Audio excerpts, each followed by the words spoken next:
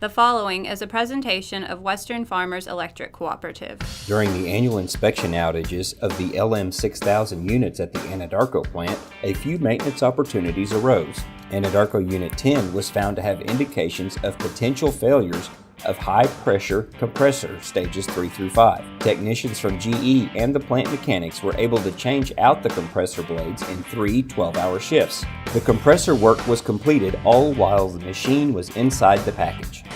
The Anadarko plant also removed an LM6000 from the package for maintenance for the first time during the last week of September 2016. Anadarko Unit 11 had to be removed to replace the combustor. During annual inspection, the fuel swirlers were found to be cracked, requiring combustor replacement. The engine was removed from the package on Sunday, September 25th, and brought to the combined cycle crane bay for disassembly, replacement of the combustor, and reassembly. Reinstallation began on Thursday, September 29th. The engine was lifted and transported in a custom-built dolly rented from GE for LM6000 maintenance specifically.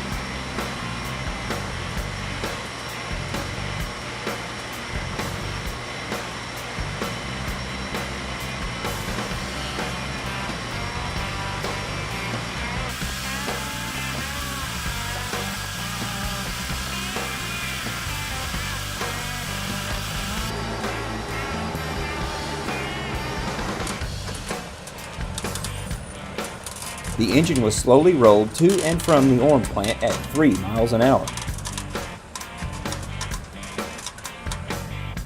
One of the more difficult challenges was moving the dolly around the gravel surfaces surrounding the LM6000 packages.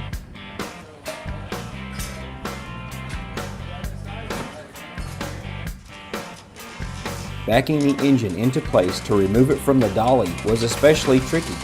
The total weight of the dolly and engine was over 25,000 pounds.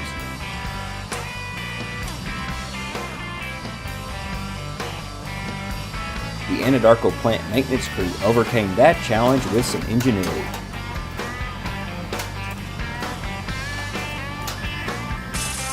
Once the engine was back into place, it was then hoisted and positioned into the package.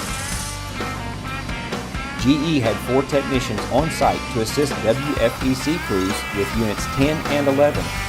Annual inspections of these 2 machines allowed the plant to find these problems prior to them becoming catastrophic failures.